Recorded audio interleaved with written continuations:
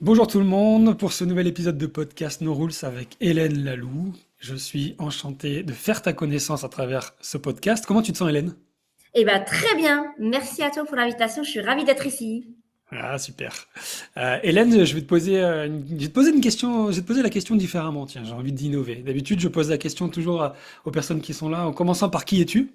Je vais la faire un peu différente, si tu es OK. Je vais te poser une question que j'aime bien poser moi dans mes coachings. Euh, Est-ce que tu peux nous raconter l'histoire de ta vie en commençant par Il était une fois, s'il te plaît?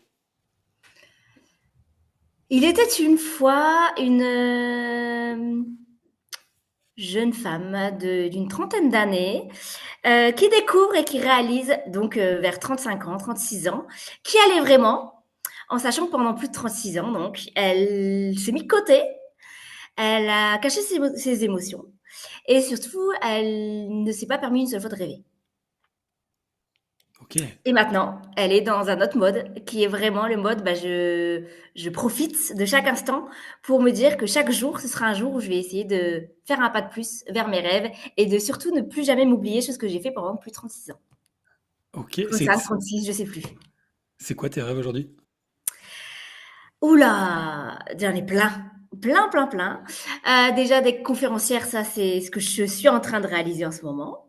Donc de monter sur scène, inspirer les gens par mon histoire, par le fait que ce qui est important, je trouve, c'est justement de remettre les émotions, remettre l'humain, remettre l'amour au cœur de tout.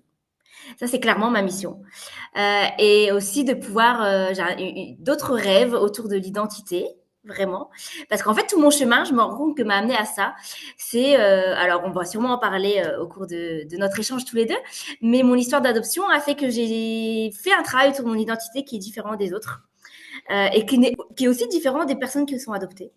Et donc, c'est vrai que un de mes rêves, c'est aussi de donner cet espoir et qu'il est possible de se construire une vie pleine de rêves, pleine de sens, sans connaître toutes ses origines, toutes ses racines, comme quoi c'est possible. Hmm. Et ça, j'aimerais le faire donc à la fois à travers mes conférences, à la fois à travers le film documentaire que j'aimerais faire et à la fois à travers des livres que j'aimerais écrire pour les enfants. Oh, il y a plein de projets qu'on va aller voir là. C'est Tu nous as pas ça. dit plein de...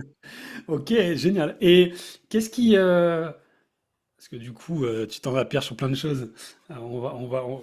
Avant d'aller voir tout ce qui est dans l'histoire de ta vie par rapport à l'adoption, c'est quoi qui a déclenché le passage à 35 ans, je m'acceptais ni mes émotions ni mes rêves, à je vis ma vie, mes rêves et mes émotions. En fait, je te dis que c'était vers 35-36, mais je me rends compte que ça a pris du temps. En fait, ça s'est Hmm. fait en plusieurs années, mais j'ai pas du tout pris conscience. C'est juste que cet âge-là, ça a été le basculement. D'accord. Ça a commencé en 2015, donc tu vois, ça remonte à presque 10 ans. Ça a commencé en 2015 avec un événement qu'on a tous connu, les attentats du 13 novembre. Ouais. En fait, je l'ai plus perçu moi comme un demain on peut mourir. Vraiment, en fait, je sais pas, ça a eu cet écho-là dans ma tête. Pourtant, moi, j'ai perdu personne dans cet événement. Enfin, tu vois, Ouais, tu y étais j'étais pas. très loin. Je n'y étais pas, rien du tout. Mais dans ma tête, il s'est passé un truc ce matin, du samedi matin, du 14, et je me suis dit, mais demain, je peux mourir. Et qu'est-ce que je laisserai? Donc déjà, c'était un premier déclic.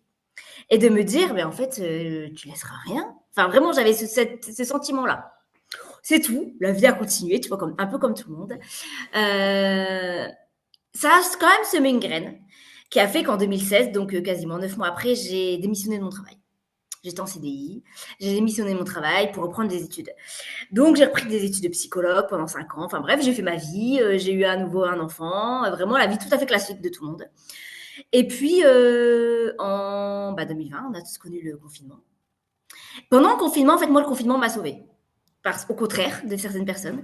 Moi, ça m'a sauvée parce que j'étais dans un mal-être au travail extrêmement profond. Mais j'étais, tu vois, dans ce mode, ça va aller. Ça va aller, il y a pire que toi dans la vie. Enfin, tu vois, j'étais vraiment dans ce mode-là. Donc, c'est tout. J'étais en mode ça va aller. Et le confinement m'a fait prendre conscience que j'étais bien dans le confinement. Et donc, il y avait un vrai problème avant. Mhm.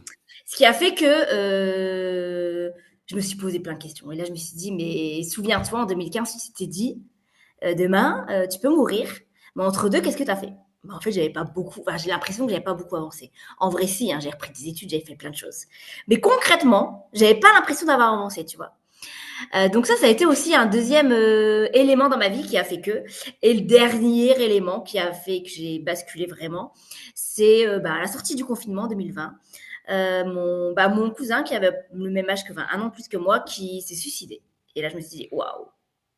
Et là, je crois que c'était, tu vois, la goutte d'eau qui a fait déborder le vase, en me disant, bah, en fait, c'est tout, là, t'arrêtes. T'arrêtes. Donc, j'étais dans un contrat de travail. Donc, je l'ai Mhm. arrêté. Et c'est cette période-là où j'ai repris mes études de coaching. Et tu faisais quoi avant, comme travail? Avant, moi, j'ai travaillé pendant 15 ans en tant qu'éducatrice spécialisée. D'accord. Donc, spécifiquement dans la protection de l'enfance. Donc, moi, j'ai travaillé plus de 10 ans dans des foyers de l'enfance et à l'aide sociale à l'enfance. Ouais, donc déjà, c'est un métier qui était porté sur l'autre, comme le coaching Ah déjà. oui, complètement. Ah oui, oui, oui, c'était clairement, c'était, j'adorais ce métier. C'était un métier où j'étais tout le temps en contact avec les enfants, des enfants voilà, qui avaient pas mal de blessures en eux, des enfants qui étaient en souffrance. Et c'est un métier qui m'a beaucoup animée pendant des années, des années, des années. Et du coup, c'est assez étonnant, ce côté prise de conscience par rapport à un événement extérieur à toi qui est dramatique et que tu as observé, j'imagine, de loin dans les médias, c'est ça, hein? Oui, c'est ça, mais vraiment de loin à télé, tu vois, comme plein de Français devant ma télé. Et ça t'a interpellé au point de te dire, qu'est-ce que tu t'es posé la question? Une question qu'on se pose pas souvent d'ailleurs. Qu'est-ce que tu vas laisser si demain t'étais plus là? Vraiment, et je me rappellerai toujours, hein, ce samedi matin-là, hein, à l'époque, ma fille avait 3 ans et elle avait école le samedi matin. Je me rappelle, j'ai retenu mes larmes toute la matinée, enfin tout le temps jusqu'à ce qu'elle aille à l'école 8h30, 9h. Et quand je l'ai déposée, après, je me suis dit, mais. Et je pense que c'est plus cette histoire de. Bah, oui, en fait, c'est cette histoire de tu vas à un concert, cette histoire de t'es tranquille à une terrasse de café, tu vois. Hmm. Et je me suis dit, mais en fait, toutes ces personnes-là, ça aurait pu être moi demain. Vraiment, j'ai eu, mais le. Je sais pas pourquoi c'est venu. J'ai aucune idée. Peut-être c'était le moment. Je ne sais pas, mais c'est vraiment venu dans ma tête à ce moment-là de manière très précise. Cette question. Ouais, et non, il y a eu cette prise de conscience, puis tu as changé après le confinement. Avant, dans cette ancienne vie, enfin en tout cas la vie que tu avais avant, tu considérais que tu ne vivais pas, tu la vivais pas vraiment. J'avais pas conscience. Je me posais même pas de questions, tu vois, avant.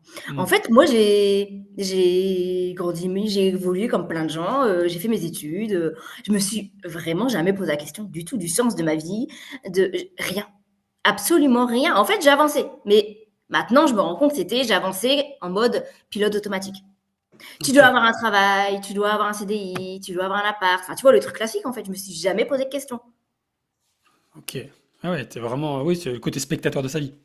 Ah, mais j'étais complètement spectatrice de ma vie. Et le but, c'était que je satisfasse, enfin, ouais, que les gens autour de moi soient satisfaits, que mes parents soient fiers de moi, puis c'est tout. Hmm. Rien d'autre. Et alors aujourd'hui? Aujourd'hui, en fait, avant, je prenais beaucoup la vie des gens en compte. Maintenant, mais alors plus du tout. J'ai réussi à faire tout un cheminement et tout un travail sur le regard des autres m'impacte plus du tout de la même manière. Et qu'ils soient contents, pas contents, que ça leur plaise ou que ça leur plaise pas. Du moment que moi je suis alignée avec moi-même, c'est ce qui compte. Alors qu'avant, c'était tout l'inverse.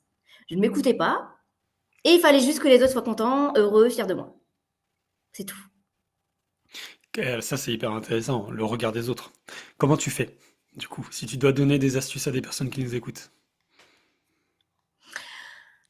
Alors c'est pareil, ça a été aussi un processus, tu vois, quasiment de 4 ans de thérapie, clairement, déjà. 4 ans de thérapie, t'as fait? Ouais, ouais, à partir de 2020, vraiment. J'ai Ok. commencé là, au décès de mon cousin. Ouais. Donc ça a été vraiment 4 ans de thérapie et ça a été vraiment, en fait, je crois c'est pas des tips, tu vois, que j'aurais à donner parce que vraiment, ça s'est tellement fait sur le long terme, sur ces 4 années que, je pense que j'ai réussi à penser mes blessures, en fait, pendant ces thérapies et j'ai réussi à vraiment penser les blessures qui faisaient que j'avais besoin de ce regard-là pour vivre. Ok, d'accord. Ok, je vois. Et une des blessures, c'était lié à l'adoption, du coup, c'est ça?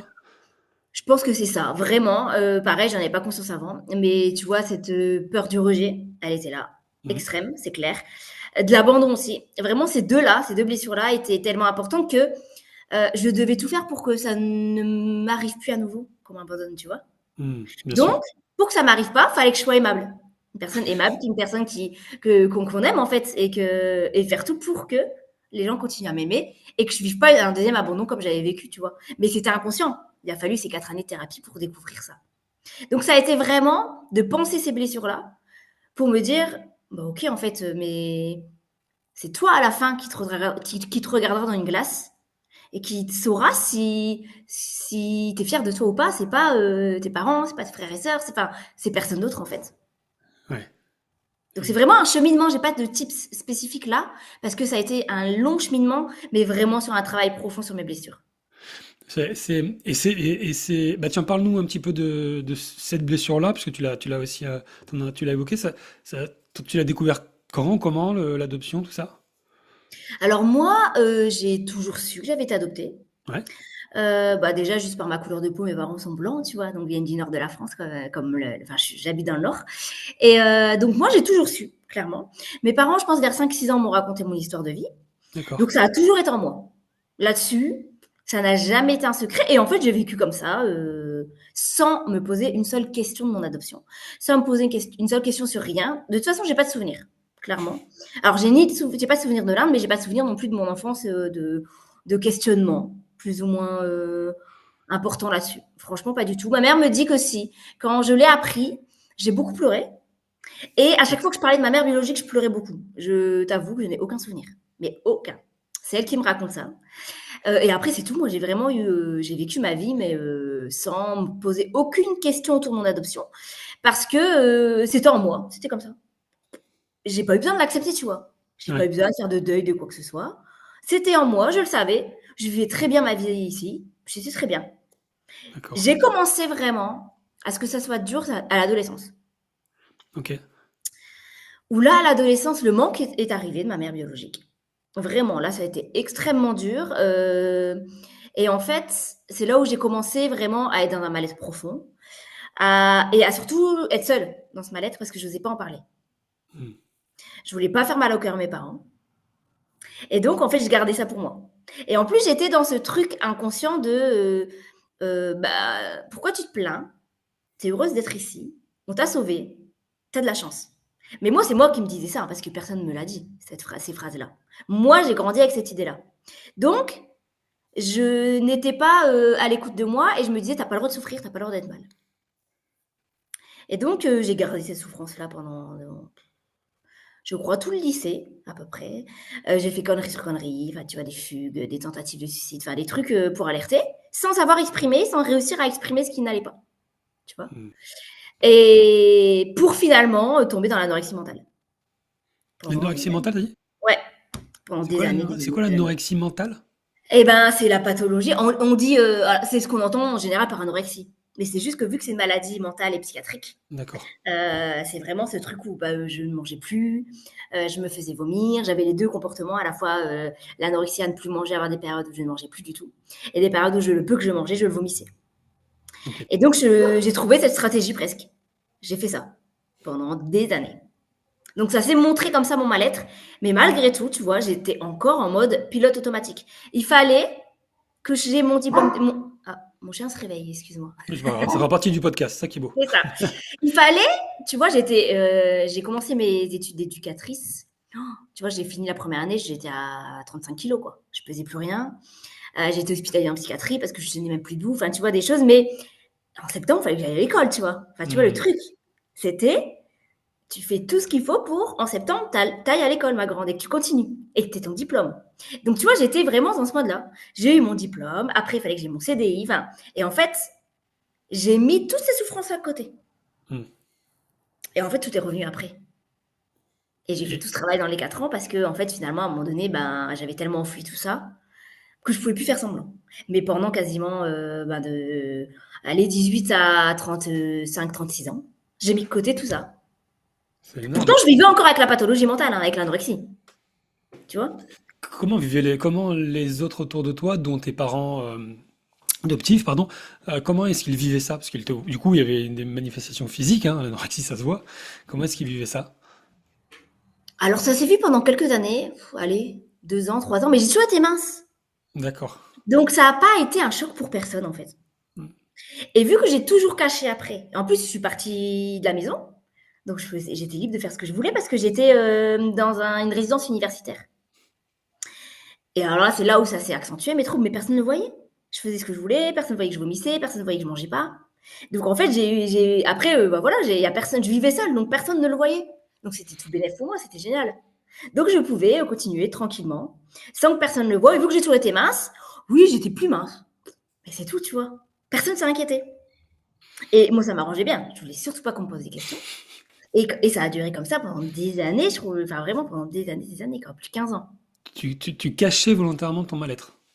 Oui, je les cache à tout le monde, mais personne ne le voyait. J'ai toujours été cette personne souriante, à fond, ultra solaire. Je suis restée comme ça, toutes ces Hmm. années. Et tu associais ça, toi, tu savais que c'était associé à la blessure du manque de ta maman Pas biologique. du tout. Non, parce que je crois que en fait, la période lycée, oui, où je pleurais tous les soirs. J'étais vraiment mal dans mon lit, tu vois. Mais après, je crois que c'est tout, je l'ai mis de côté à nouveau. C'était trop dur, Ok. il fallait que j'avance. Donc je l'ai mis à un coin de ma tête, je l'ai mis de Hmm. côté, parce que c'était trop dur, tu vois, de pleurer tous les soirs dans mon lit. À un moment donné, c'est tout. Donc je pense que je l'ai mis de côté en me disant: «Vas-y, tu avances, tu fais tes études, et tu te lances dans ce projet», qui m'a, je pense, tenue en vie, vraiment. Ouais, à ce point, d'accord. Et t'as fait du coup, t'as essayé de retrouver tes parents biologiques, t'as fait des démarches ou comment ça s'est passé? Non, alors moi, de ce que j'ai su quand j'avais 5, 6 ans, de mon histoire, c'est qu'en fait, on était des triplettes à la naissance. Et en fait, pendant l'accouchement, dans le dossier d'adoption, c'est écrit que ma maman est décédée D'accord. en donnant vie, et mes 2 sœurs aussi. Ah waouh. Donc, a priori, je suis restée donc quelques semaines à l'hôpital, le temps qu'ils cherchent mon père biologique, qu'ils n'ont jamais trouvé. Donc, j'ai après été transférée dans un orphelinat pour être adoptée. Hmm. Donc, j'ai jamais fait de recherche. Parce que bah, moi, j'ai grandi avec l'idée que ma mère était morte et qu'en plus, ils n'avaient pas trouvé mon père à l'époque. Je ne vais pas commencer à me mettre à chercher maintenant. Tu vois. Hmm. Donc, j'ai pas été dans cette recherche-là. Ok, d'accord. Et comment ouais, c'est vraiment ce projet que tu disais que tu construisais qui t'a tenu en vie parce que du coup, qu'est-ce qui te tenait en vie, quoi? Ah bah c'est ça, c'est d'avoir mon diplôme et d'aller au bout. Et Ouais. donc que mes parents ne s'inquiètent plus et qu'ils se disent: «C'est bon, ma fille a un avenir pro, elle a quoi vivre et tu peux quitter la maison et c'est bon». C'était que Hmm. ça qui me tenait en vie, vraiment. Et c'est étonnant parce que tu disais que tu avais le côté, tu avais ce besoin d'amour ou autre parce que tu avais la peur du rejet, de l'abandon qui est enraciné, du coup. Et en même temps, c'est ce que tu dis, ça t'a pas été, ou alors peut-être, mais ça t'a pas été projeté par les autres. Enfin, tes parents t'ont pas dit, enfin, t'as jamais eu, on t'a Non. jamais dit on va t'abandonner, quoi. C'est toi qui, d'une Ah manière non, jamais. enracinée. Ouais, c'est Ouais, ça, hein. jamais. Vraiment là-dessus, mes parents, ils n'ont jamais, jamais été là-dedans. Par contre, tu vois, j'ai entendu beaucoup pendant mon enfance, quand les gens me venaient à la maison et qu'ils voyaient que mes parents étaient blancs, ils me posaient forcément des questions, les copains, les copines, enfin, tu vois.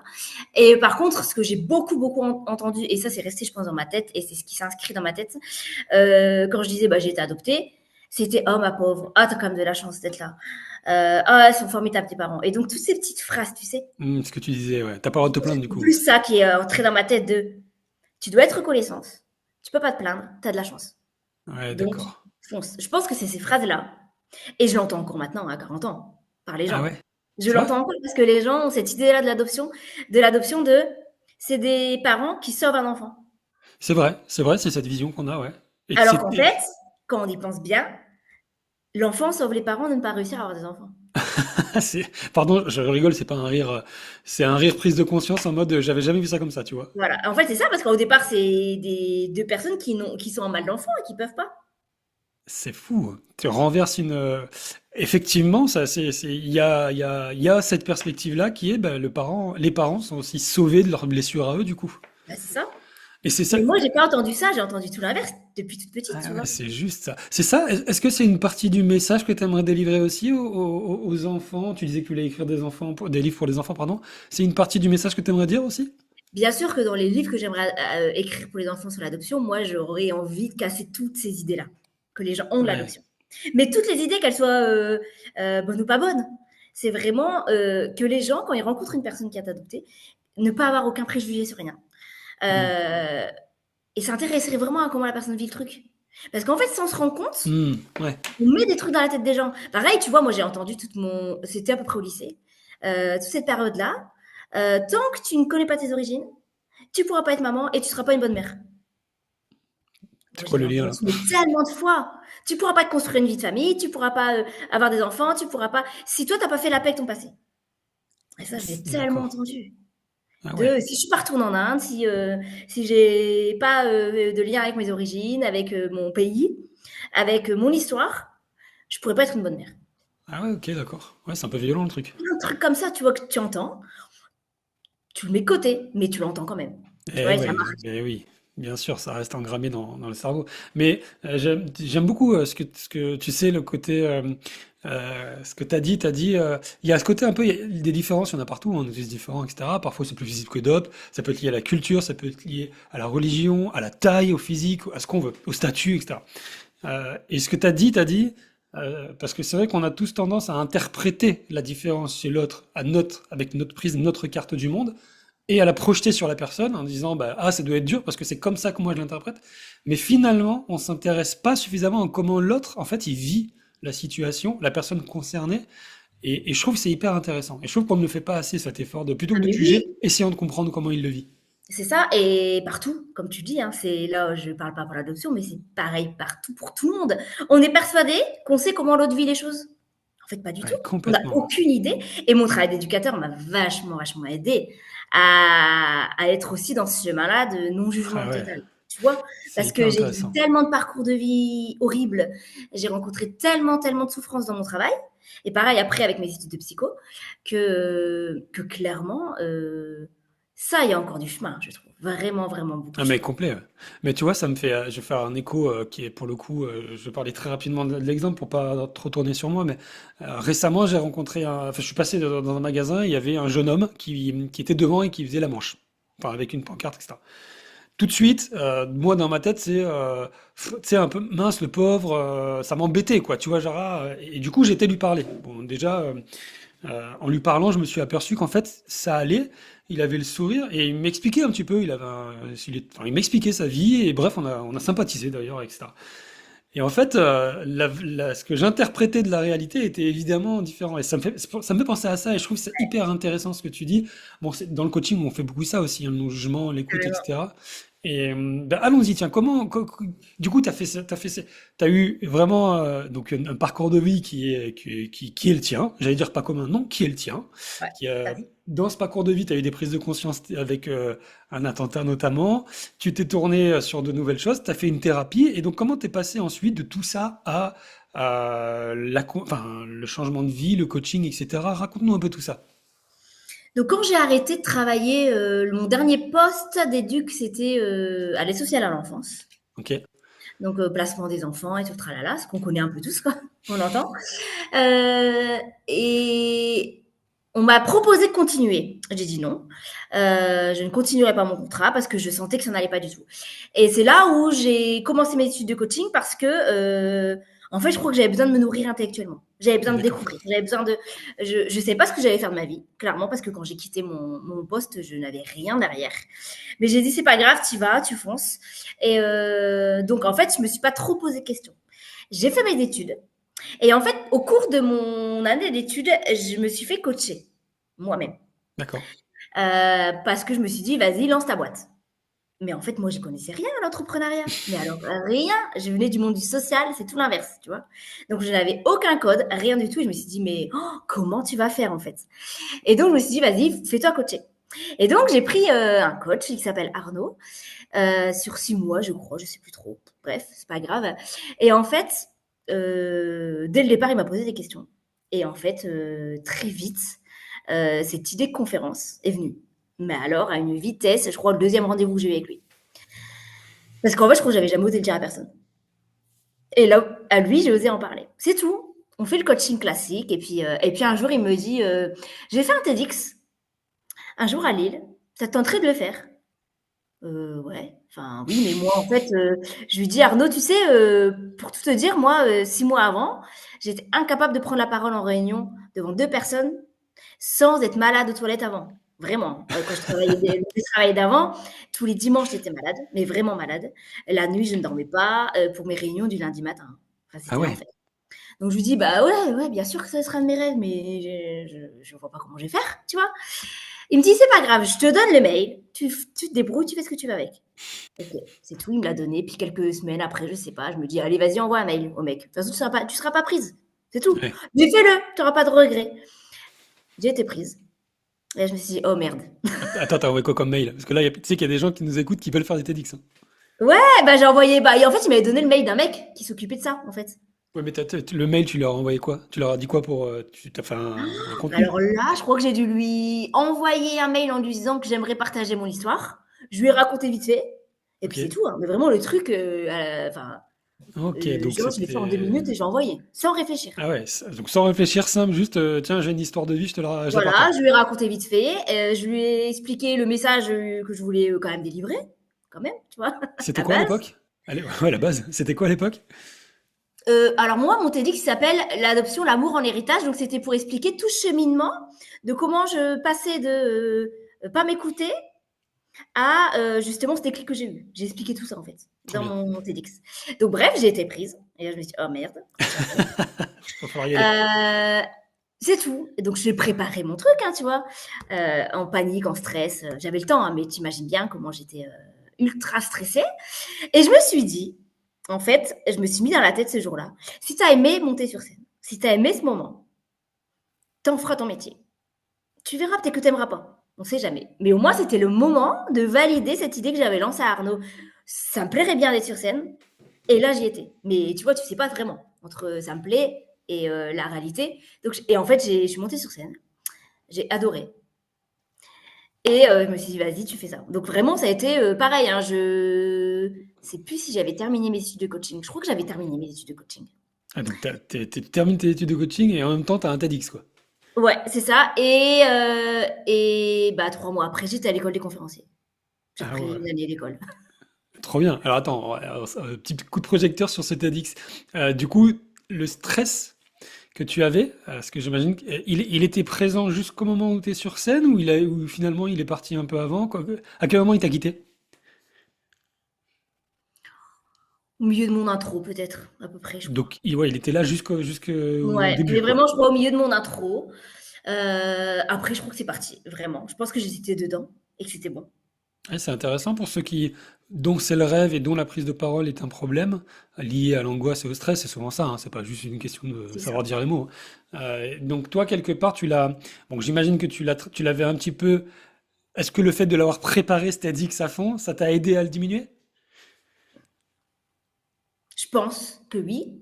Et le fait que c'était des choses connues de mon histoire et que Hmm, j'avais mon idée de mon message, ouais, m'aidait déjà. Parce que moi, j'étais convaincue de mon message. c'est Et ça. donc, je pense que le fait d'être aussi convaincue moi-même a permis d'être convaincante complètement. Ouais, c'est ça. Clairement, je pense que c'est ça qui m'a aidée. Et aussi, ce qui m'a aidée, c'est que quand en fait, je l'ai écrit en 2 heures un jour. Vraiment.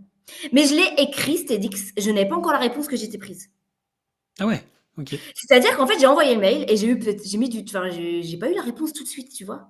Mais un jour, je savais pas, j'étais chez moi et je sais pas quoi faire de ma journée. J'étais pas en mode, j'étais en mode, tu vois, m'en foutiste, je veux rien faire. La flemme. Complet. Et je me suis mis devant mon ordi et je sais pas, j'ai commencé à écrire. Excellent. Vraiment. Et donc, en 2 heures, il était écrit, mais sans savoir que j'allais le faire sur scène un jour parce que je n'avais pas la réponse. Et je pense que le fait de l'avoir écrit sans pression, Hmm, hmm. sans idée qu'un jour je ferai sur scène, m'a aidé à être le plus naturel, pas naturel, mais à tout y mettre dedans, à Ouais, tel point que je suis montée sur scène en chantant, le truc que j'aurais jamais fait de ma vie avant. comment ça? Bah, j'ai chanté une chanson en montant sur scène, mon intro, le début de mon intro, vraiment. Donc les gens, Et tu donc, chantais, les gens t'écoutaient. ouais, alors que je chante comme un pied, hein, en vrai.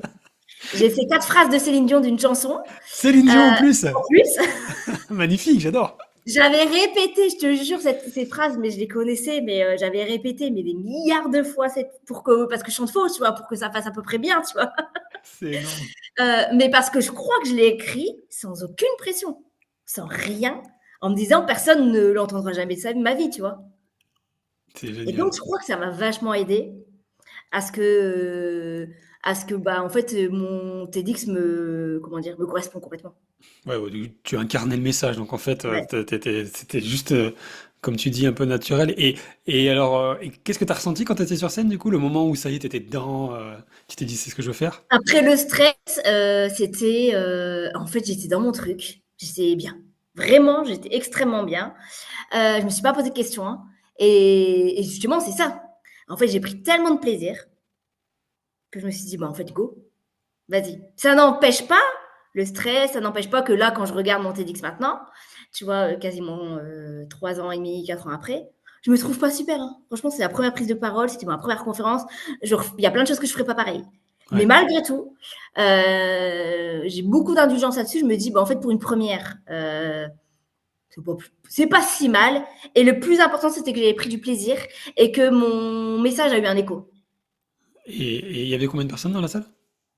Sortie Covid. Donc en fait, ça a été un TEDx qui a été, alors je ne peux pas te dire combien, mais ça a été un des TEDx qui a été retransmis en direct sur Internet de ce fait-là. Donc en direct sur YouTube, direct, Ouais, parce qu'en fait, vu que c'était sorti Covid, il y avait peut-être la moitié. Ils avaient l'autorisation de la moitié de la salle pleine, c'est ouais, tout. mais plus YouTube, quoi. Voilà. Et donc, ils avaient pris la décision de le mettre en direct aussi sur YouTube. Ah ouais, Moi, tu excellent. vois, toute ma famille, tout le monde l'a vu en direct sur YouTube. Génial. Incroyable. Ouais. Et ok, et du coup, tu me passeras les coordonnées de ceux à qui t'as envoyé le mail parce que j'ai des coachs que j'accompagne qui rêvent d'aller sur TEDx, donc je leur filerai les coordonnées. Puis je leur Ça dirai marche. envoyer un mail sans trop réfléchir et chanter Céline Dion pour monter sur scène. C'est ça. Donc, super expérience. En plus, tu as raconté bah, ton histoire, donc j'imagine que ça t'a porté, enthousiasmé. Et donc, après, tu as continué avec l'école des conférenciers. C'est ça. En fait, j'ai un peu tapé sur internet parce que pareil, écrire une conférence, faire une conférence, aller dans le monde des conférenciers professionnels, je n'avais aucune idée de ce que c'était, et j'ai découvert donc l'école des conférenciers de Michel Poulart, qui est un des Ok, grands conférenciers français, ok. et donc je me suis inscrite dans la foulée, je crois, dans le mois qui est venu, Ah après ouais. mon TEDx, Ah, tu vois, pour commencer en septembre, direct, dans la foulée. je savais pas que ça existait, tu vois. Alors, c'est quoi tu fais quoi? T'apprends quoi? Alors moi, à l'époque, donc j'ai passé une semaine complète d'immersion avec d'autres élèves et des profs, Ouais. et en fait, tu travailles plein de choses. Tu travailles sur de l'improvisation. Tu travailles sur quel message tu as envie de délivrer. Tu travailles sur ce qui t'anime le plus au fond de toi, pour savoir tu vas parler de quoi. Tu travailles bien sûr sur toute la partie, comment on appelle ça, mise en scène. Parce que Mhm. pareil, aucune idée de comment même bouger tes bras, enfin tu vois le truc basique, tu vois, C'est d'un vrai. orateur. En fait, tu travailles sur tout ça, ils te donnent des techniques d'écriture, et beaucoup de travail sur le storytelling aussi, énormément. Il y avait un pro du storytelling qui m'accompagne toujours d'ailleurs encore à l'heure actuelle, et qui aide à faire en sorte que ton message soit impactant différemment avec des histoires et en tournant ton message avec des histoires. Parce que moi, je ne connaissais rien en storytelling, donc tu vois, je raconte mon histoire, mais en Ouais, fait, avec du storytelling, tu n'as pas du tout le même impact sur les gens quand tu racontes une histoire. Pourtant, tu racontes la même chose, mais différemment. Donc, il y a eu beaucoup de travail autour du storytelling aussi. Énormément. Et ça, c'était sur 4 mois, je crois, avec donc des immersions. On était tous ensemble. Et des moments où on était en coaching one-to-one avec, bah, il s'appelle Adrien, donc celui qui s'occupait à l'époque, et Michel, tous les deux, qui s'occupaient de m'accompagner à écrire la conférence, pour après, à Paris, monter sur scène. C'est-à-dire, c'était prévu que tu montes sur scène quand tu faisais Ouais, en l'école? fait, dans le packaging de l'école des conférenciers, tu finis par monter sur scène devant un Ah public, ouais. avec pareil en direct sur YouTube et filmé. Comme ça, tu as une captation vidéo de ta conférence. Qu'est-ce que tu retiens de cette école si tu devais nous dire, bah, allez, moi, ce que j'ai appris là, est-ce que deux, trois conseils simples pour ceux qui aimeraient faire des conférences, ce serait quoi? Bon, alors déjà, si j'avais su ce qui allait se passer, je pense que je serais jamais allée. Pourquoi? La première semaine, je crois qu'au bout du deuxième jour, je voulais partir. Ah Tellement ouais. c'était tellement c'était dur. En fait, tu fais un travail tellement profond sur toi, sur ton image, sur ce que tu renvoies, sur moi, je détestais ma voix, je détestais me regarder, je détestais m'entendre, je détestais tout. Hmm. Et là, en fait, quand tu es sur scène, tu dois être toi. Et moi, ils ont passé 4 mois à me dire: «Enlève tes masques, Hélène». Mais je savais pas comment faire, tu vois? J'avais toujours porté un masque et c'est marrant parce qu'ils me enfin, c'est pas marrant, ça m'a pas fait rire à l'époque. Maintenant, je me dis: «C'est marrant», mais tu passes une semaine d'immersion avec les gens, donc tu les connais.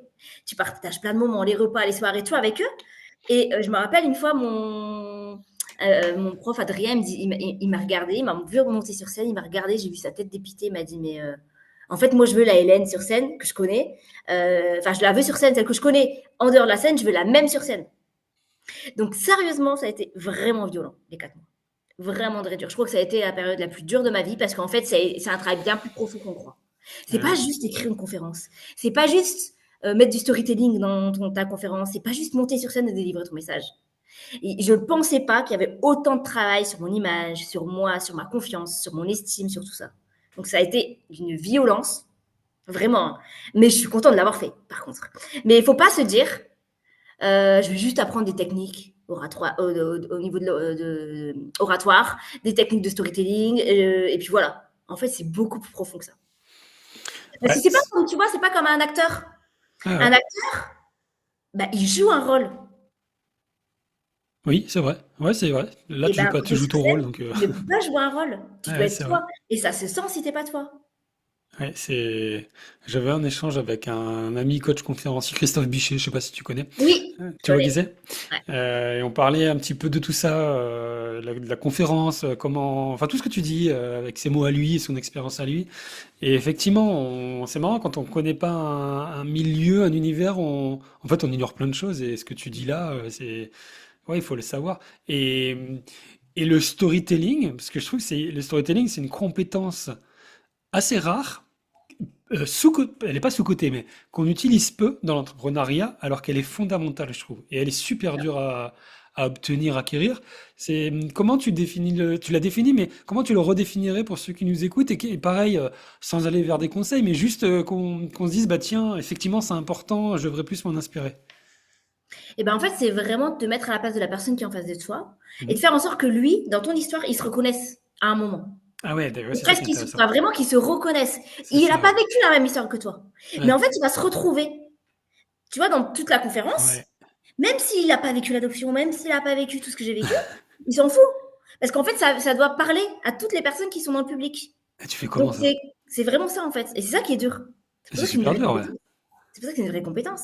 C'est comment faire en sorte de parler aux gens et que ce que tu leur dis, même s'ils se disent pas, enfin, ils vont pas se dire j'ai vécu la même chose, mais ils vont se dire punaise, j'ai vécu ça. Ça me parle dans ma vie. Ça me parle à un moment donné. Donc, c'est aussi à la fois parler de toi, de ton expérience, mais tu pars de toi, mais il faut à tout prix aller vers l'autre. Hmm. Et c'est ça qui est dur. Parce que C'est parler de soi en super soi, dur. bon, on peut encore y arriver, même si c'est dur pour plein de gens de parler de soi. Mais réussir à faire cette connexion entre toi et quelque chose d'universel, c'est ça qui est dur. Ouais, je trouve que moi je trouve que c'est super dur. Moi je pense que je suis nul en storytelling. Je trouve que c'est vraiment vraiment difficile parce que je saurais pas je pense que je vais me former à ça d'ailleurs. Tu vois, tu me donnes envie d'aller plus loin, d'aller creuser ce truc-là parce que c'est comme ça que j'identifie moi dans le parcours entrepreneurial, que c'est une compétence énorme, mais qu'en fait, très peu de gens en parlent, ou on le met pas assez en avant. Et en fait, ça sert même, ne serait-ce que pour pitcher ce que tu fais quand tu rencontres quelqu'un, c'est tout bête, mais je suis sûr qu'en utilisant le storytelling, évidemment, ça a un impact. Donc c'est super Complètement. intéressant, et ça m'intéresse Et beaucoup, en je fait, pense. tu utilises les émotions et Ouais, quelle émotion j'ai envie de partager. ouais, Déjà, en premier, c'est quelle idée en une phrase j'ai ouais, envie c'est que les ça. gens retiennent de ma conférence. Et après, c'est quelle émotion j'ai envie de partager. Ah ouais, ok. Et ça, c'est dur parce que, Ah, c'est enfin, dur. c'est pour ça que je me fais encore accompagner, tu vois, malgré tout, il m'accompagne toujours, je lui demande toujours des retours, on retravaille ça ensemble régulièrement parce que malgré tout, c'est pas encore inné entièrement en moi, et donc j'ai encore besoin moi d'être accompagnée là-dedans parce que c'est pas inné quoi, tu vois. Et lui, il fait quoi? Il regarde tes textes et il les retravaille, c'est ça? C'est ça qu'il On fait? le fait à deux tout le Ouais? temps. C'est-à-dire que il écrit pas une seule phrase de mon truc, hein. Non, non, C'est j'imagine bien, moi ouais. j'ai mes idées et il fait en sorte de voir, il se met, lui en fait vraiment son rôle c'est de se mettre à la place de la personne en face et Ouais. de voir qu'est-ce qui pourrait faire écho, qu'est-ce qui fait pas écho et comment on pourrait faire en sorte que cette émotion passe différemment et passe pour que ça soit une émotion universelle que tout le monde connaît. Et c'est qui, ce monsieur? Adrien Jouot, D'accord. Et il est spécialisé là-dedans. ouais, il est réalisateur. Ok. et prof en storytelling dans les grandes écoles à Bordeaux, un peu partout. Et c'est clairement son métier. Ah ouais, tu peux pas. Ben, je pense que je prendrai aussi Je ses contacts. Je lui te verrai. donnerai ses coordonnées, Voilà, ouais, il est je génial. l'inviterai peut-être dans le podcast. Je pense que ça va être Voilà. intéressant d'avoir. Oui, ah bah, en plus, vraiment, l'inviter en podcast, ça peut être vraiment passionnant. Ah ouais, bah, je vais faire ça. Ok, donc du coup, tu apprends plein de choses et sur toi et sur le storytelling et bien d'autres choses. Tu fais des conférences. Aujourd'hui, tu fais des conférences, tu fais encore, tu en vis, comment ça se passe? Alors pour l'instant, non, alors pour l'instant, je vis beaucoup plus de mes formations parce que je fais beaucoup de formations. On va, Je vis vraiment de mes formations. on va y venir.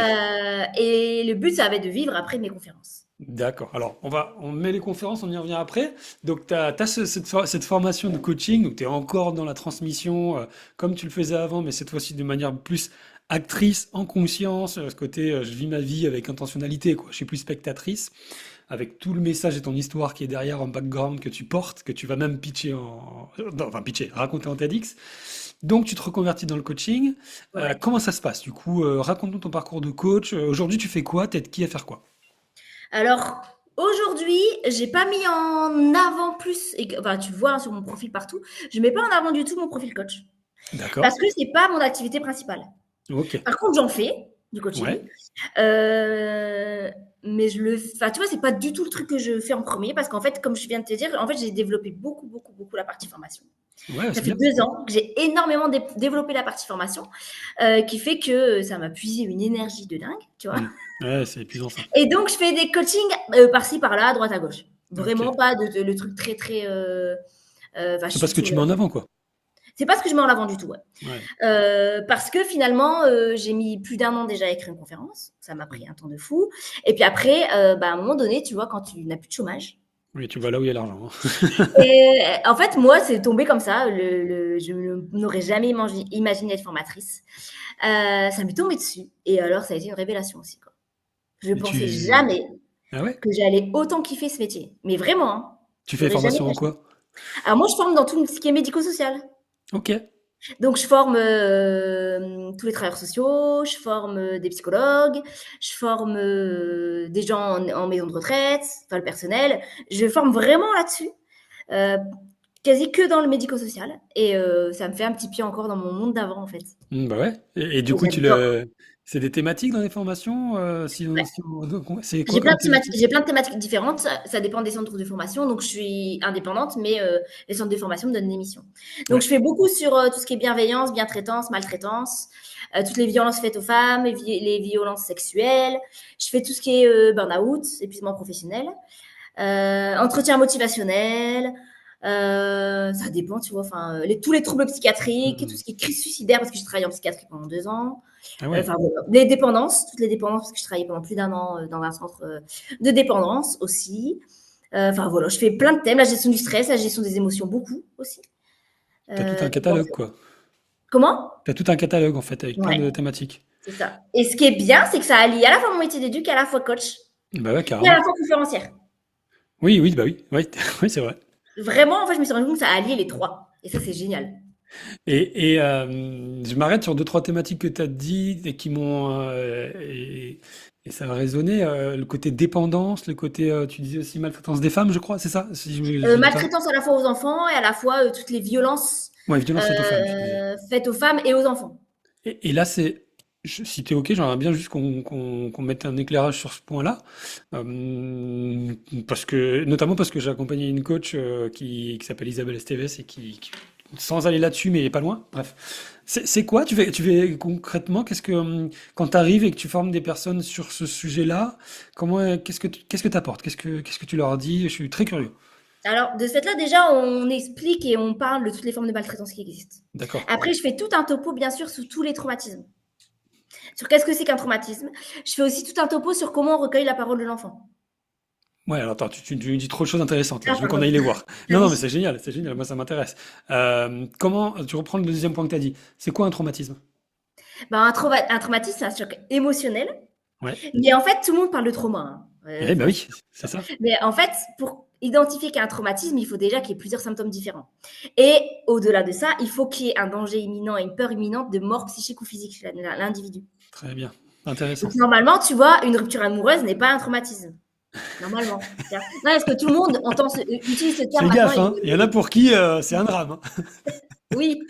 Non, mais je Et, comprends, en- j'aime bien l'approche que tu dis là, que tu et expliques. donc, en fait, c'est parce que tout le monde galvaude ce mot, en fait. On entend Oui, à tout c'est bout de vrai. champ, je suis traumatisée, je suis traumatisée. Non, en fait. Et en fait, en plus, il y a une liste de symptômes. Alors, il y en a plein, donc je ne peux pas te les dire là maintenant, mais tu as une liste de symptômes. Et pour voir que tu es en train de vivre un traumatisme, il faut un certain nombre de symptômes qui soient cochés dans tout le diagnostic du psychotrauma. Et ça a une dimension assez scientifique et parce qu'on entend beaucoup les TSPT, troubles de stress post-traumatique, mais pour ça, il faut comprendre qu'est-ce qu'un trauma, effectivement, tel que tu le Oui, dis. Et c'est plus de l'ordre, tu me dis si je me trompe, du coup, c'est plus de l'ordre psychiatrique, neurologique que psychologique alors. c'est les deux. C'est les deux, ok. C'est les deux Intéressant. parce qu'en fait, j'explique dans mes formations ce qui se passe dans le cerveau de Ouais, l'individu quand ouais. il vit un choc émotionnel profond. Ok, Donc là, ils d'accord. peuvent comprendre le mécanisme derrière et pourquoi on a tous ces symptômes-là quand on est en état de stress post-traumatique. Tu veux enfin, réexplique-nous Ouais, rapidement ouais, comment, ouais. comment ça se passe, Euh, ouais? Ce qui se passe en fait quand tu vis un choc émotionnel profond, c'est que tu as une amygdale dans ton cerveau. Ouais. Ok. L'amygdale, c'est le centre d'alerte de ton cerveau. Donc c'est un peu Mm. comme l'alarme rouge du pompier. Là, elle est en train de te dire, il y a un danger. Donc, l'amygdale va faire en sorte que tu réagisses. Soit tu vas être en mode fuite, soit en mode lutte, soit en mode sidération. Parce qu'en fait, on n'a que ces trois moyens-là de réagir quand on a un stress intense dans notre cerveau. Okay. Ensuite, il y a l'hippocampe qui fait son travail. L'hippocampe, c'est la partie qui te permet de mémoriser dans Mm. ton cerveau. Elle, pendant le traumatisme, elle va être affectée. Elle va plus fonctionner de la même manière. C'est-à-dire que je ne vais pas avoir des souvenirs toujours très clairs de tout ce qui s'est passé pendant que j'ai vécu cet événement traumatisant. Mm. Ce qui fait, tu vois, que les personnes ou les femmes qui vont aller porter plainte après des violences sexuelles, eh ben, elles n'arrivent pas à raconter exactement tous les faits. Tu sais, quand tu entends des victimes qui disent j'ai pas été crue, on m'a dit que ça c'était faux, que ça c'était pas bien dit, que c'était pas possible. C'est vrai, ouais. Ah, c'est Bah, en fou, fait, ouais. c'est parce que leur hippocampe n'a pas pu faire le travail comme il fallait, tu vois. Ah ouais. Putain, tu peux être manipulé du coup. Parce que tu peux Ouais, douter de toi. Enfin, c'est comme ça qu'ils c'est faisaient ça, avant, j'imagine, dans certains régimes tout à autoritaires. fait. Ensuite, tu as pendant ton choc émotionnel, en fait, ton corps, il est en stress. Mm. D'accord.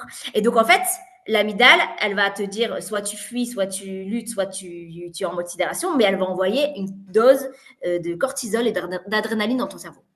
Donc, à ce moment-là, et heureusement, parce que l'adrénaline, c'est ce qui va te permettre de fuir direct, de bouger tout de suite.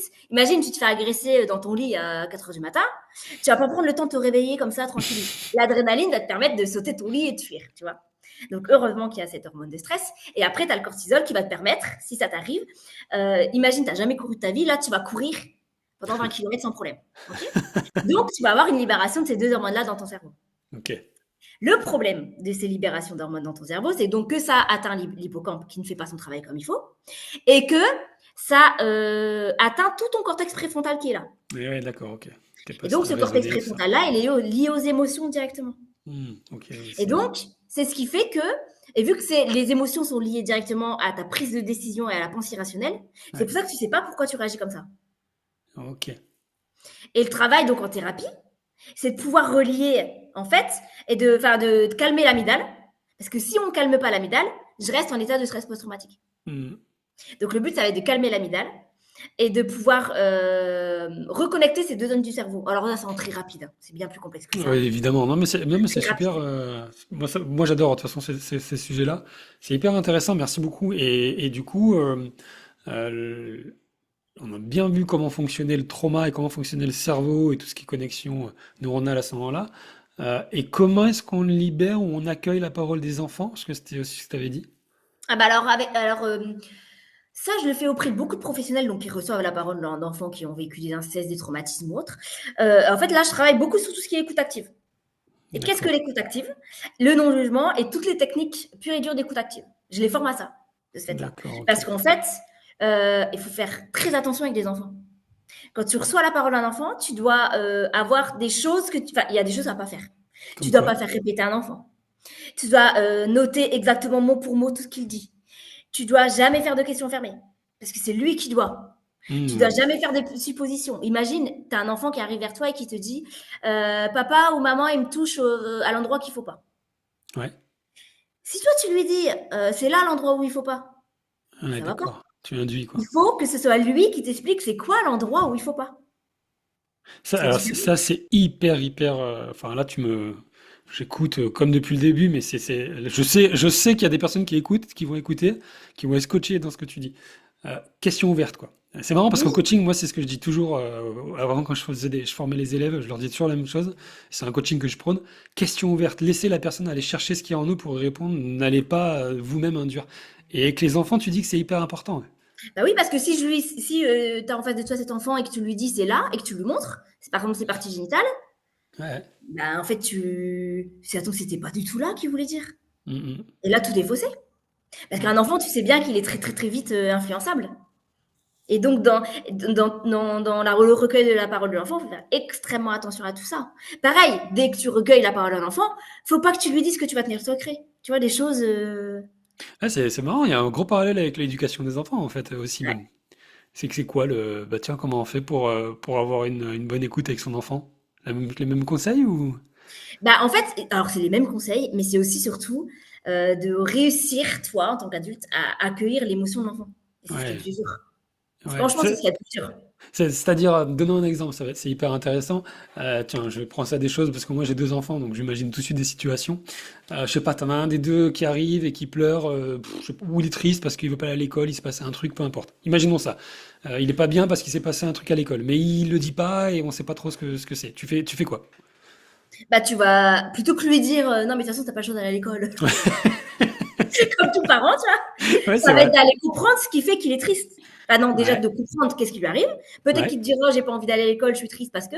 Peut-être qu'il te le dira pas, mais ça va être d'être ouvert en fait sur la question et de lui Hmm. dire euh, si là il a pas envie de te parler, et ça va être de lui dire et de pas lâcher sur le fait que quoi qu'il arrive, je serai là pour t'écouter. Si là tu souhaites pas en parler, par contre, de lui expliquer je comprends que c'est compliqué pour toi d'aller à l'école. Comment moi je peux t'aider là pour que tu Ah puisses y ouais. aller sereinement. Ah, j'aime bien. Qu'est-ce que je peux faire pour toi? Comment je peux t'aider? Parce que je vois bien que c'est compliqué pour toi. En fait, c'est d'accueillir la tristesse de ton enfant sans la remettre en question. Hmm. Et même si tu sais pas finalement à la fin pourquoi, parce qu'il veut pas te le dire, parce que les enfants, malgré tout, des fois, ils veulent pas Ouais. t'expliquer les raisons, ça va être vraiment de lui dire, mais j'aimerais bien faire quelque chose pour toi, qu'est-ce que je peux faire pour toi? Et Ça très souvent, c'est... l'enfant te dira, bah, je sais pas, un câlin, j'en sais rien ce qu'il te dira. Ouais, t'as raison. Mais c'est super ce que tu dis, c'est un point clé, c'est très PNL d'ailleurs.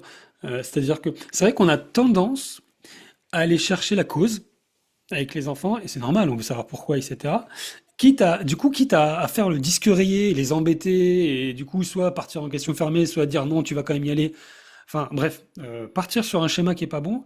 Et plutôt que de faire ça, d'abord se dire que peut-être qu'il en parlera plus tard, comme tu dis, j'aime bien le côté, bah, t'en parleras quand tu voudras. Et il y a un côté responsabilisant qui est intéressant. Je te comprends, mais t'en parleras quand tu voudras. Mais surtout, ce que tu as dit là, c'est comment je peux avoir un rôle dans le fait que tu ailles mieux. Ouais. Et ça, j'adore, parce que c'est pas pourquoi, nan, nan, c'est ok, on avance, mais comment je peux t'aider? C'est super ce que tu dis. Ouais, et tu vois, des fois, je le fais pas. Souvent, je le fais pas, et je penserai à toi quand mes enfants viendront pleurer, du coup. Je te rassure, hein, moi j'en ai deux et des fois, je j'ai pas la patience, hein.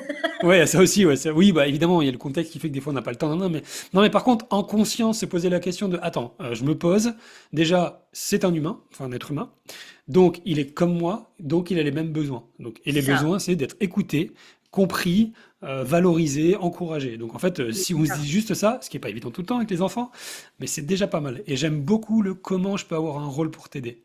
C'est hyper intéressant. Ouais. Ouais, donc waouh, c'est pas j'allais dire c'est pas hyper joyeux parce que c'est des thématiques dures, mais c'est fondamental quoi. Oui.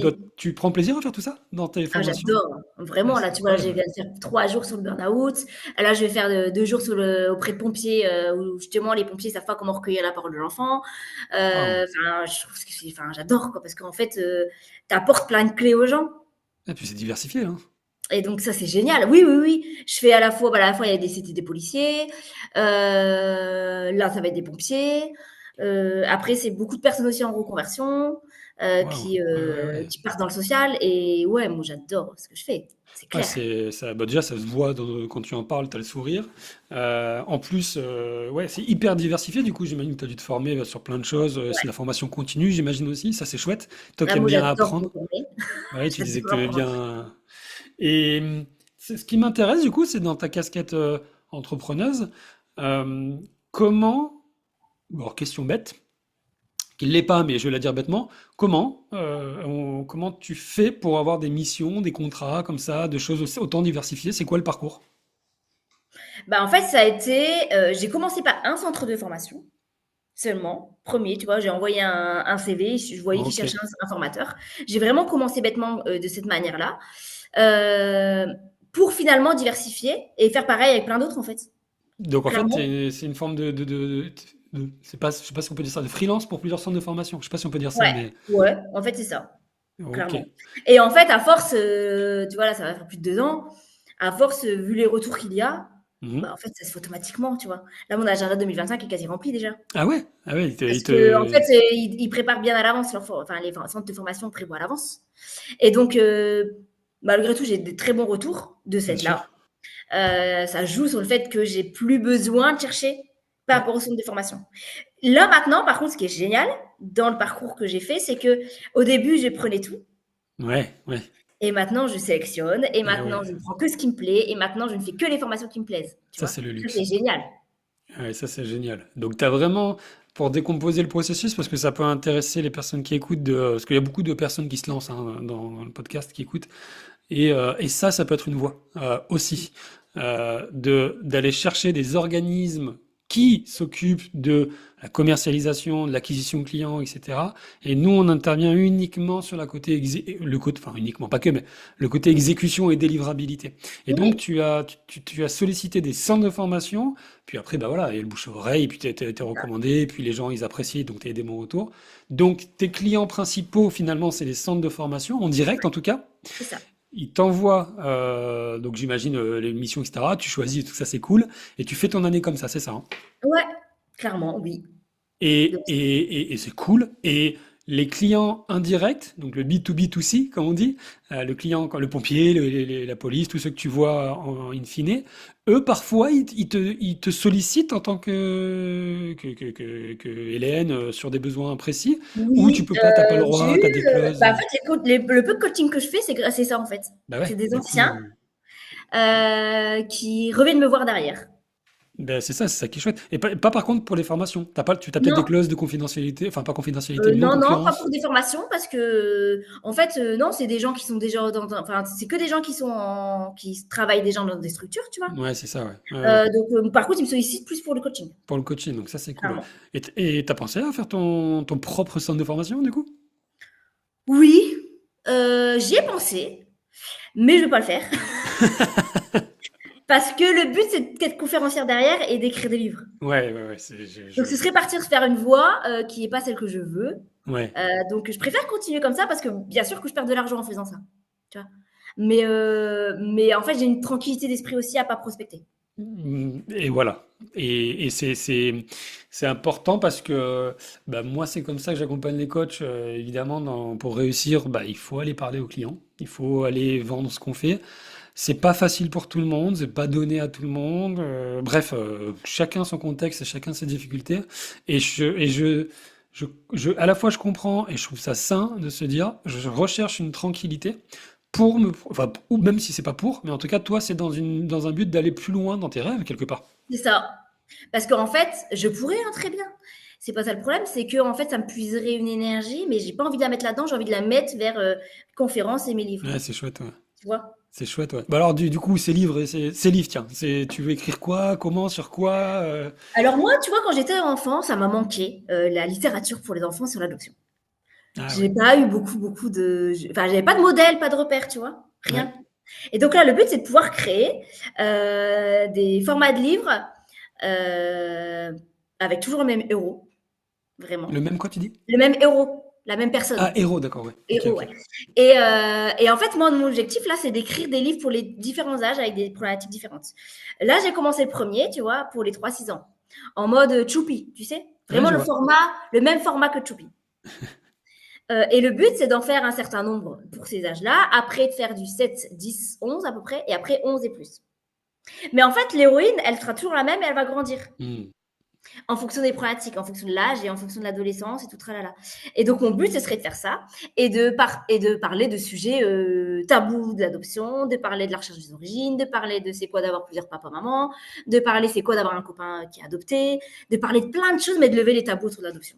Et que ces enfants qui vont être adoptés là maintenant se disent ben je me reconnais dans une héroïne, en sachant qu'il y en aura d'autres. Elle aura des copains, la petite fille elle s'appelle Mila.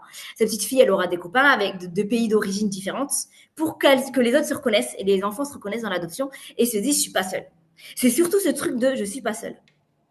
Parce que moi j'ai vécu ça, cette solitude, parce que j'avais pas de copains copines adoptés et j'avais pas de livres. Et en fait, il y a une forme de solitude là-dedans qui Ouais. fait que tu peux pas t'identifier à quelqu'un. Et ouais, c'est vrai. C'est marrant, t'as décrit des thématiques comme la recherche des origines, le fait de vivre avec plusieurs parents, t'as dit aussi. Et c'est des choses auxquelles on. Mais c'est fou parce que ça, on revient sur ce que tu as dit au début. On se met souvent à la place des parents, mais pas d'enfants adoptés. Et là, ce que j'entends, c'est une vision de l'enfant adopté que, bah, tu vois, moi, que j'avais pas. Et comment on vit avec plusieurs parents, du coup?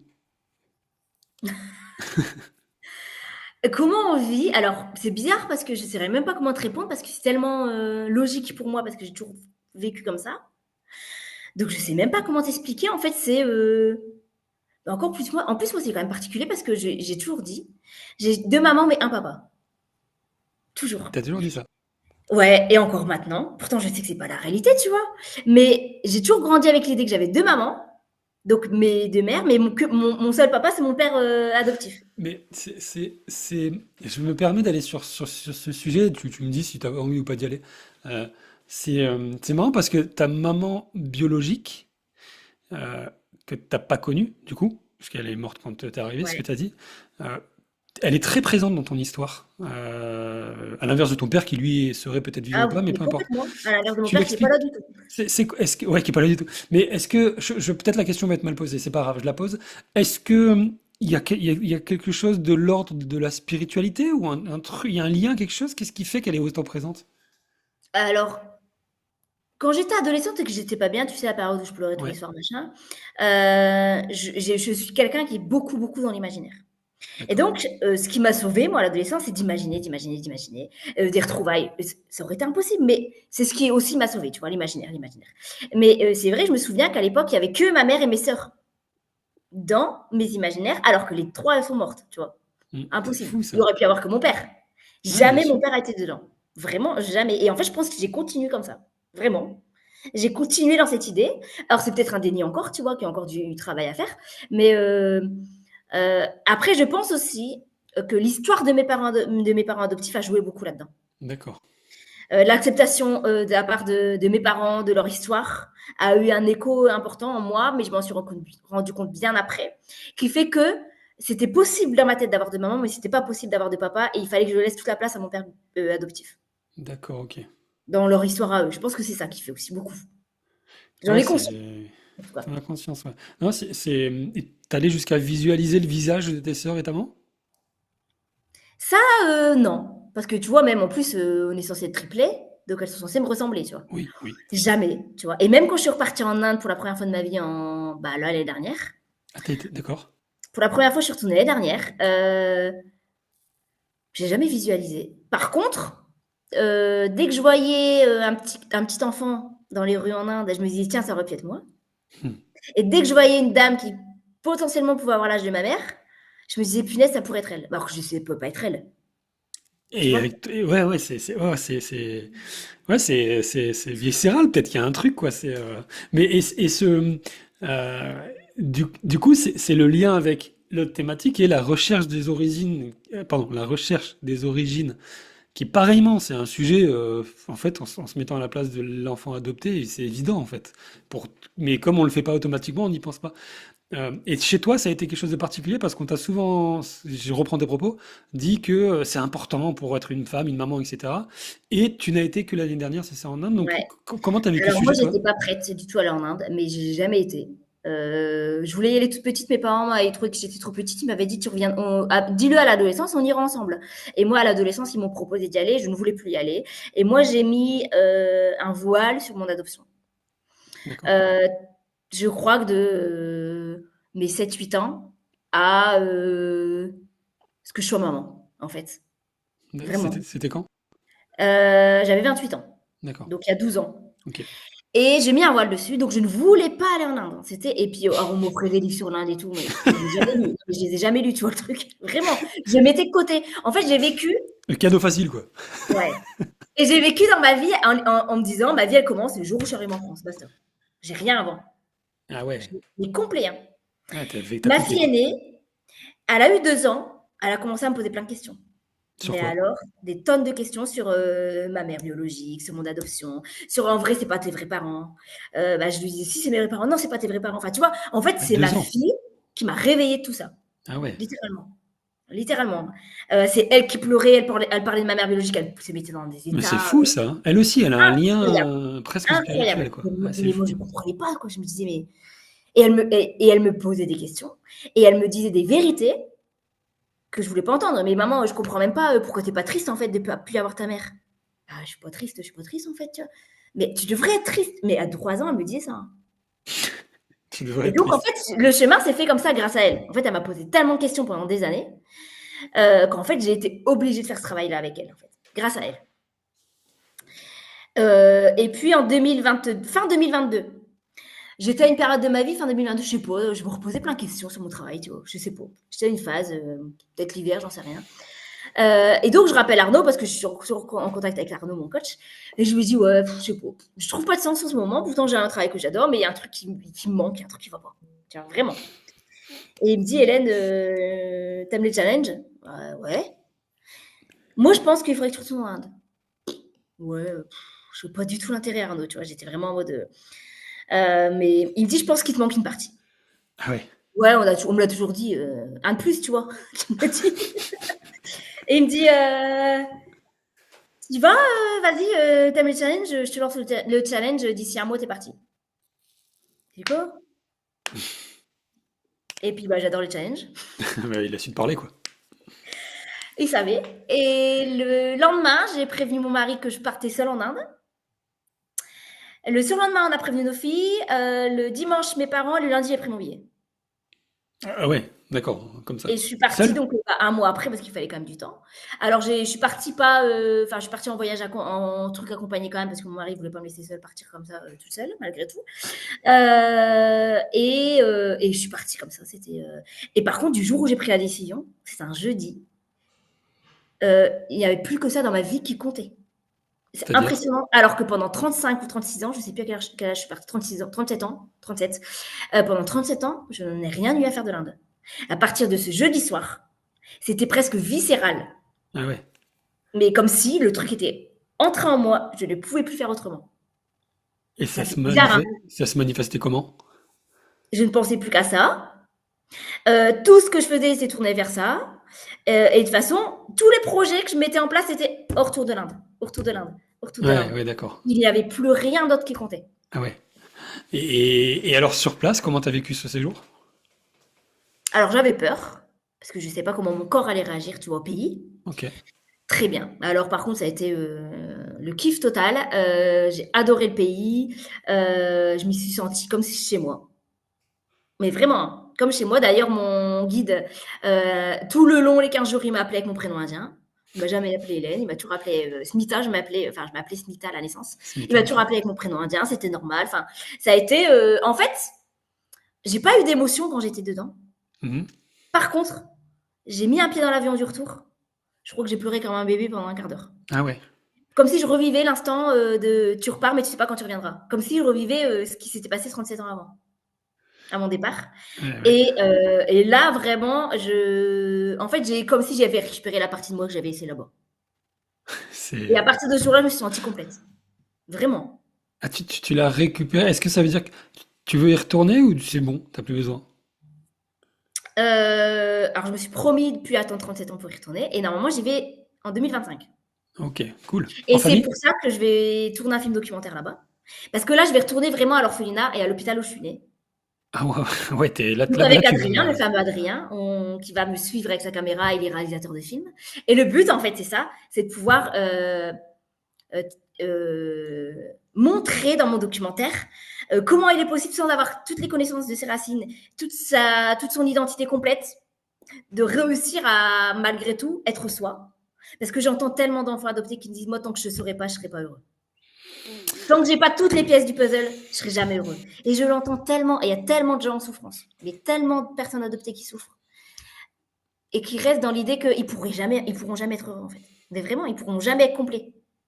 Tu pourrais être enfin, tu pourrais, ce serait un super positionnement de coach, ça, hein, d'aider C'est les gens vrai. adoptés à s'accepter. Ouais, pour le coup, t'aurais un beau positionnement, là, hein.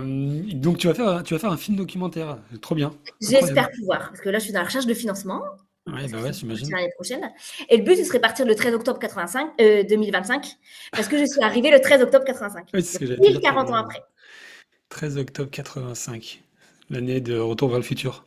Je suis né en Ah, je sais pas. 85. Je suis né en 85. Ah ouais. C'est marrant, ouais, t'as beaucoup de projets comme ça hyper ambitieux, c'est chouette. Les livres, les conférences, les films documentaires. Et toi, ça t'effraie pas le côté, tu sais, on pourrait se dire, bah, je sais pas par où commencer, c'est l'air d'être une montagne insurmontable. Toi, tu vois vraiment le côté, c'est un rêve, j'y vais, quoi. On y va step by step. Ouais.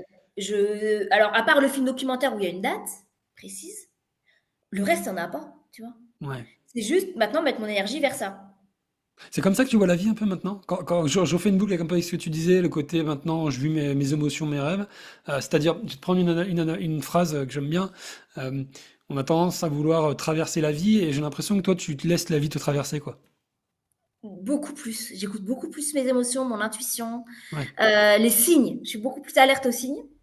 ok. Alors qu'avant, pas du tout, j'étais réfractaire à tout ça.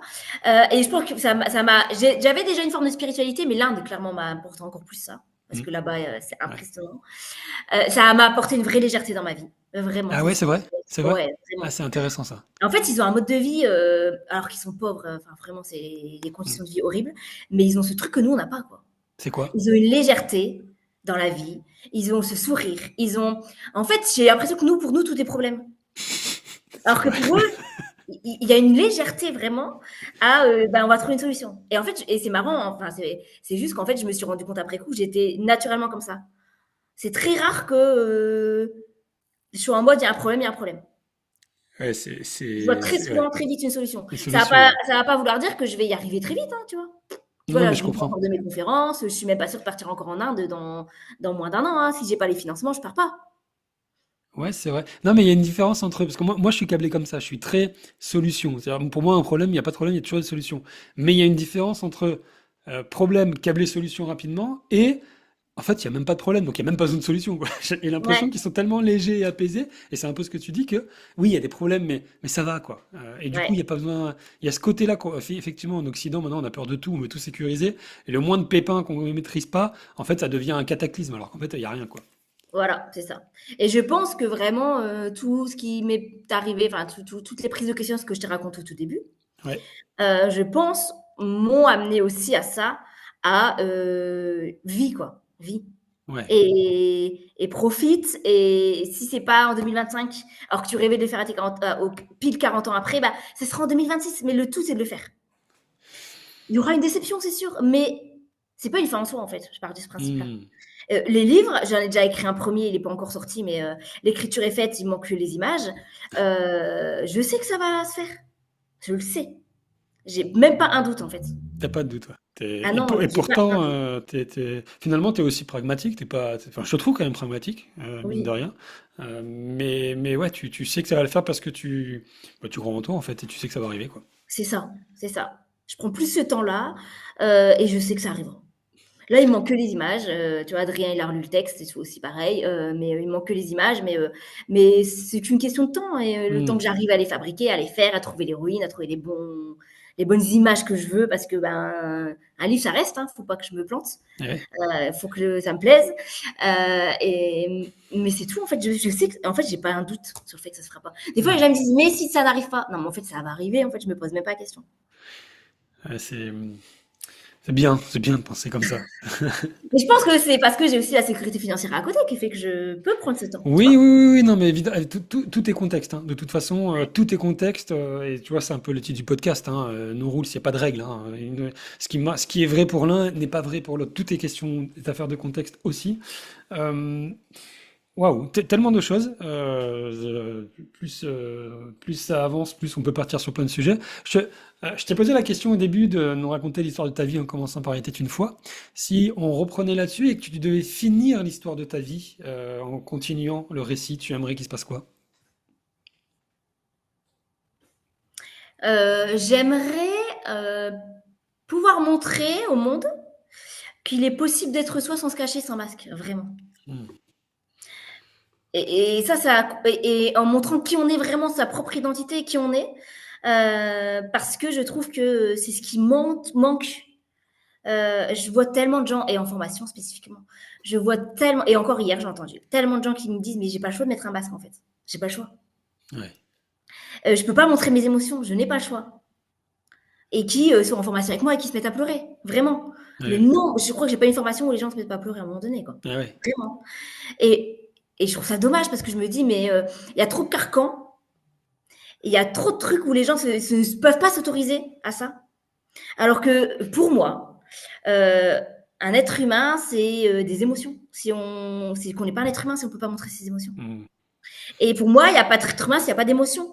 Et j'aimerais vraiment faire ce lien et que les gens euh, comprennent l'importance et que pour être humain, on ne peut pas faire autrement que d'avoir des émotions et de les montrer et de les ressentir. C'est impossible pour moi. Il se On est passerait. des êtres d'émotion en fait. On n'est que ça en fait, même. Oui. Il se passerait quoi si tout le monde arrivait à être comme ça? Bah, je pense qu'il y aurait plus d'amour, déjà. Et les gens auraient. Enfin, je pense qu'il y aurait plus d'amour, de solidarité. Enfin, j'ai envie de croire qu'il y a plus d'amour en fait. D'ailleurs, c'est le titre de ma conférence. Le titre, comment ça s'appelle? Parlons d'amour, bordel. Ah, c'est bien ça. Parlons d'amour, bordel. Putain! D'ailleurs, mais j'en suis persuadée. Et en plus, alors à la fois plus de tout ça et à la fois, je crois que c'est le truc qui m'anime aussi énormément, c'est ce non-jugement. Ouais. Et c'est ce que les gens disent de moi, mes amis disent de moi en général, c'est que j'ai une capacité de non-jugement euh, qui fait que les gens vont se confier à moi, mais alors parce qu'ils savent quoi qu'il arrive qu'ils ne seront jamais jugés. Et je trouve que ça, c'est quand même un frein dans la société, ce jugement. Complètement, complètement. Et c'est le regard des autres, on y revient encore une fois. Mais moi, merci beaucoup pour tout ce que tu nous livres, à la fois le parcours, à la fois les émotions et l'intensité quand on parle. En tout cas, moi, je le vois, tu es devant moi, mais même à t'écouter et à ressentir tout ça. Et à la fois dans ce que tu veux véhiculer. C'est ce côté, parlons d'amour, bordel, vivez vos rêves, acceptez vos émotions, toujours avec ce sourire, toujours dans la bienveillance, toujours dans la volonté de partager ton être et ton parcours à des personnes qui auraient besoin d'entendre tout ça. Ça fait vraiment du bien. C'était un vrai Tant mieux. plaisir de t'avoir dans ce podcast. Allez, habituellement, je finis avec deux, trois questions, mais le temps file. Je t'en pose juste deux. Très rapidement, une question rapide, c'est quand la dernière fois que tu as pleuré? Bah, il y a 3 jours, je crois. Il y a 3 jours, ok. Ah ouais. Je pleure très souvent, moi. Ah ouais, Ça je peux m'étonne pas. pleurer pour tout et rien, juste voir quelqu'un pleurer, je pleure. Alors, C'est contagieux ça, hein. voilà. C'est quoi la musique que t'écoutes quand ça va pas? Allô de Beyoncé. Ah, j'aime bien aussi J'adore. les J'adore, je reprises. trouve que c'est ma préférée. Ouais. Allez, une Il y dernière a plein question. d'émotions dedans, il y a un rythme et les paroles, elles sont géniales en fait. Et je trouve que ça, cette histoire de lumière, cette histoire de, je trouve que ça me représente complètement. Ouais, j'aime beaucoup cette musique. Et allez, une dernière, c'est si tu avais un conseil lecture à nous donner. Euh, Kilomètre zéro Ok. de mode, alors je sais plus mode, J'ai à pas la, le... Je je sais vois le plus. livre, mais kilomètre Kilomètre zéro. zéro. Ouais. Je trouve que c'est ultra inspirant dans l'idée que comment on peut se reconnecter à soi en fait. Hmm, super. Hélène, un grand merci. Je te laisse le mot de la fin d'abord. Le mot de la fin, bah justement, parlons d'amour bordel, partout. Ah ouais, ça c'est le super mot de la fin. Où est-ce qu'on te retrouve si on veut te contacter? Bah, je suis beaucoup sur LinkedIn. Ouais. Donc sur LinkedIn, ouais, vraiment sur LinkedIn, tu me retrouves. Parce que je communique tous les jours là-dessus. C'est mon- Et attends, juste un truc parce que ça m'a intrigué ce truc sur LinkedIn, sur ton profil. Euh, Tu notes 1 200 € offerts pour un projet qui t'inspire. Oui, en C'est fait, quoi? c'est en fait je Tiens, je t'envoie une c'est invitation, je t'ai même 2000. pas invité encore. pardon.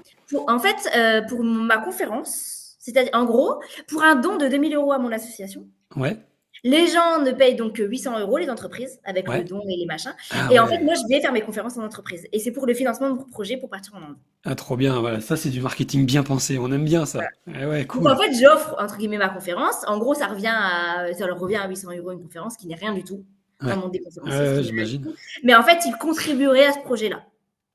Ok, trop bien. Donc sur LinkedIn, hein, on te Ouais, contacte. tout à C'est ce que fait. tu disais. Ben, je mettrai les références. Merci beaucoup Hélène pour ce moment. Merci de nous avoir livré tout ça. On te souhaite de réussir dans tous tes projets, que ce soit le film Merci. documentaire, le livre pour les enfants, à la Choupi et bien plus encore évidemment. Et puis ben, tout ce qui est conférence, parce que là je pense que tu as plein de choses à donner. Et puis ben, un grand plaisir. Évidemment, je continue à te suivre. Et j'espère que vous avez apprécié cet épisode autant que nous, on a apprécié à le faire. À bientôt. Merci à toi.